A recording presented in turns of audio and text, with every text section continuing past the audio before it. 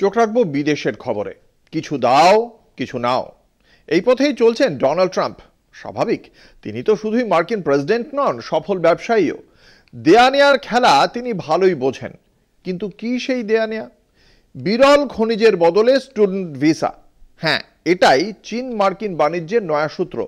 Truth সোশ্যালের একটি পোস্টে Trump ঘোষণা করেছেন যে মার্কিন যুক্তরাষ্ট্রকে সমস্ত প্রয়োজনীয় বিরল খনিজ সরবরাহ করবে চীন, আর তার বদলে চীনা শিক্ষার্থীদের আমেরিকান কলেজ এবং বিশ্ববিদ্যালয়গুলিতে পড়াশোনা করার সুযোগ দেবে ট্রাম্প প্রশাসন।